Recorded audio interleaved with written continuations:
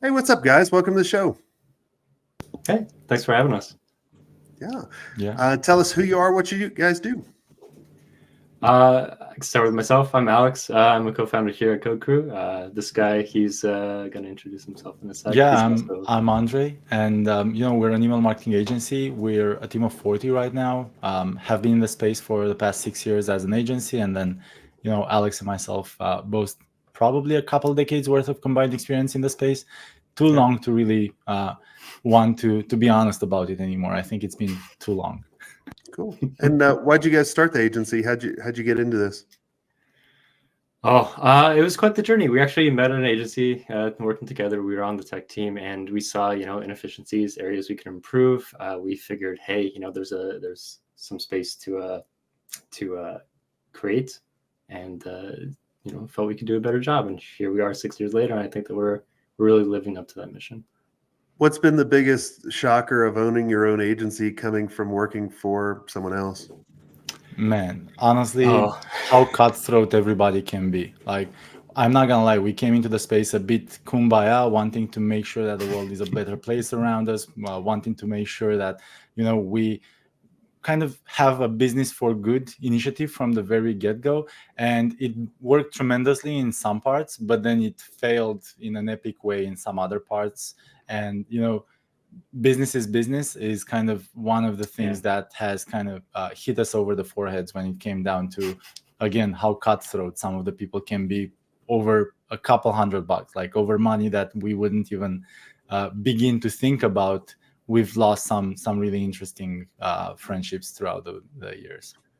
Clients or employees? Mostly clients, but it's all around. But yes, mostly clients for sure. So do you think maybe you took on the wrong clients then? If they're 100%. We always try really hard to call clients and to make sure that we work with people that we think are truly good people at their core. But we talk to them maybe 3-4 hours before signing them. So you can't pretend to know everything about a person in 3-4 hours of talking to them. So inevitably you still get some rotten apples in there. Yeah. yeah. I always look at it. There's no such thing as a bad agency client. There's only a bad prospect or a bad process. And a lot of times it's a bad prospect. Like if someone's bitching at me over $100 here and there, I'm like, are you serious? Like, this is the dumbest thing ever. Like, I was like, all right, you just go away. Yeah, well, sometimes we even have, clients or leads that come through the pipeline and they're fantastic, but then we get a new point of contact and, everything shifts. So yeah, it's a dynamic environment for sure. But at the same time, it's kind of like first date, second date, you don't really know the person until you move in with them. And lo and behold, that's who they end up being too. So Yeah. it's a fun process. What's been the hardest thing at growing and scaling the agency?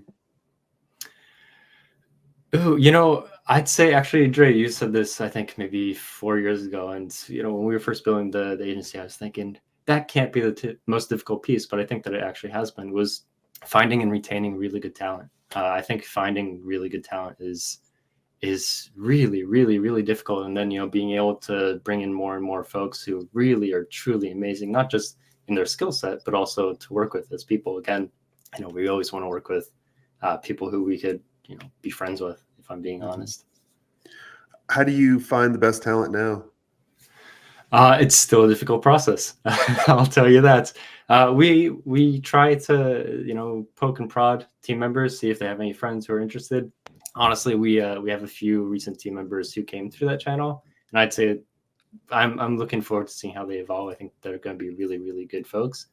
Yeah, I And then think the biggest quote unquote innovation, because we started it a long time ago, but it's a lot more standard process nowadays, has been to just make sure that we request videos from everybody that we interview way before we interview them.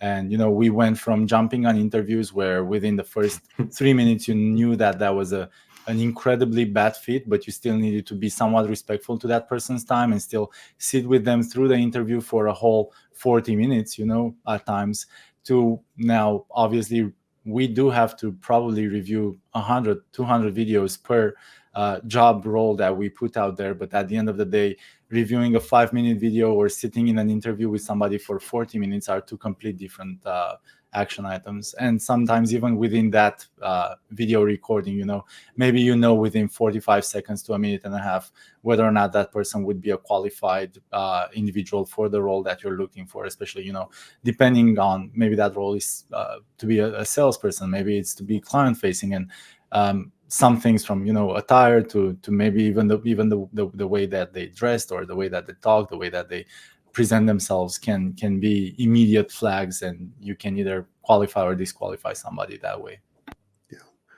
Yeah. So is that the only mousetrap that you guys put out, is just to send a video? We have a test. We have a lot, but I do think that the video has probably helped us the most. In all honesty, it's kind of weeded out people who wouldn't have as much initiative to even get the video started to begin with, and then you see that they could, in a client-facing role, especially, not quite have what it takes, to put it bluntly. So I think that that's the biggest and best mousetrap that we have. But then quite a few.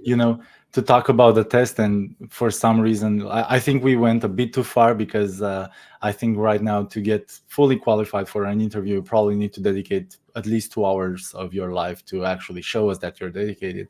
But yeah, the test probably takes an hour and a half right now to go through, and kind of there is a technical part, there is kind of a way you think part as well. There are a couple of trick questions in there as well, so that we can really identify if you're a thinker or just Googling things, because obviously Google or AI now can easily resolve a test for you in minutes. So we want to see if you're above and beyond just solving some questions, you actually get to work on thinking and researching and putting your head to good use before we jump on an interview with you. Yeah, one of the things that we've done, and we tell all of our agency owners in our community to do, is, like, you'll post a job on a job board, and like whether it be on LinkedIn or Indeed or wherever, and you have a bunch of jackasses that just go apply. They don't even know what they're applying to, which is just wasting my fucking time, and it aggravates the hell out of me. And so I can see, because you can get 700 applications, and then I have to look through these dipshits, and it just pisses me off, and it takes a lot of time. And then you get to the interview process, and it's just like, oh, this is horrible.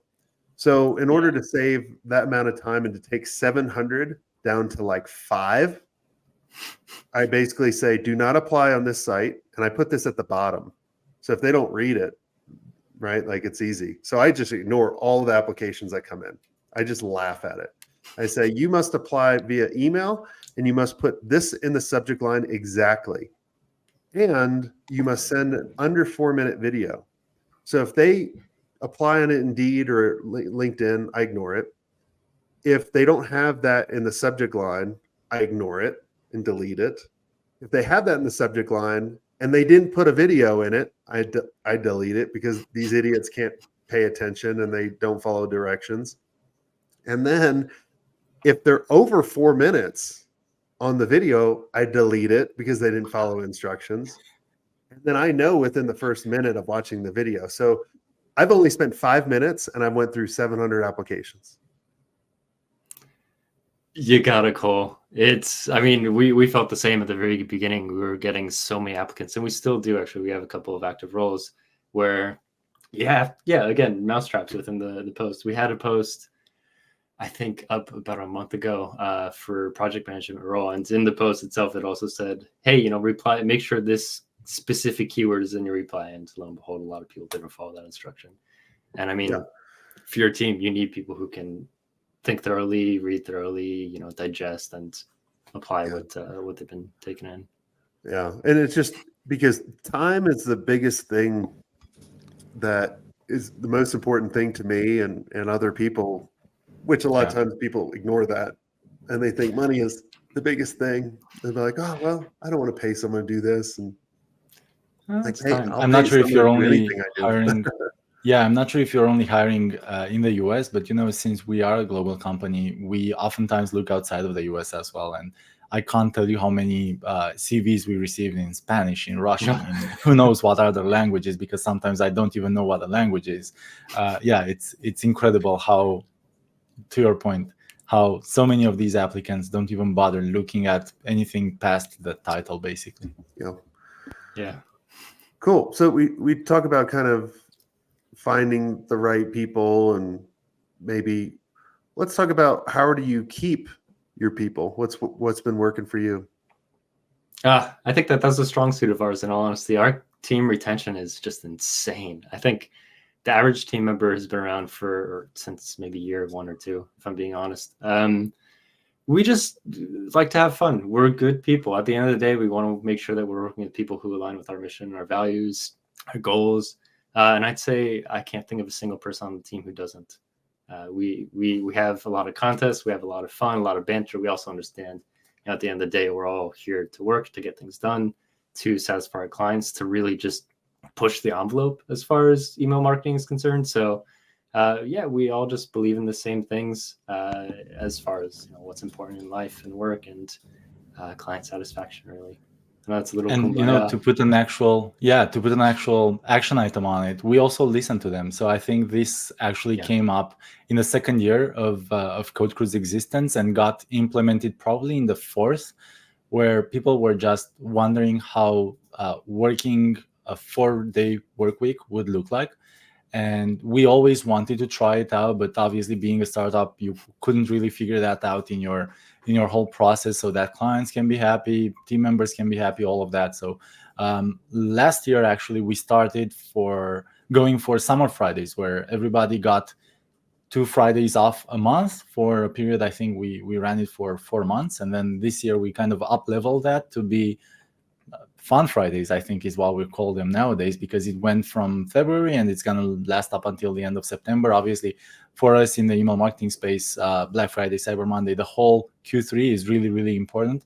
So we are not going to be able to have that entire portion of everybody's time be unavailable. We need all hands on deck for that period of time. But yeah, this was probably one of the biggest wins when it came down to everybody's love of Code Crew, if I'm being honest, as well as ours as well. Honestly, you can't imagine how much 2 days a month can do for your work-life balance. It's incredible.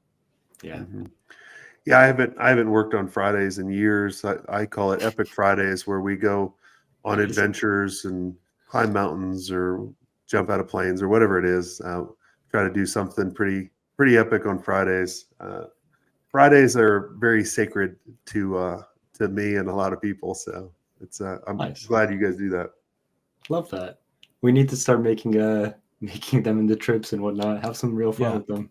Mandatory. If you don't jump out of a plane, you better be working that day. Yeah, there might be some HR issues with that one, but I don't know. I didn't give you that advice. So sounded like that to me. And then for the ones that just aren't working out, you just don't give them a shoot. So you got to kind of figure it out. Brilliant. Well, who cool. needs HR anymore? Yeah. Then you don't have to pay for unemployment. Well, this has all been a lot of fun. Thank you guys both for coming on the show and sharing what's working for you guys. And if you guys enjoyed this episode and you want to be around and hear other ideas from other agency owners, make sure you like and subscribe to the podcast. And if you want to take that even further and hang out with the best agency owners in the world, I'd love to invite all of you to check out our community. Go to agencymastery360.com. Check it out. And until next time, have a swank day.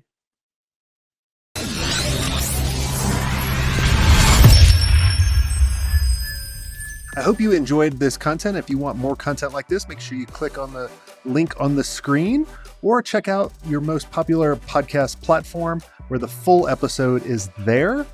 And until next time, have a swank day. What are you doing?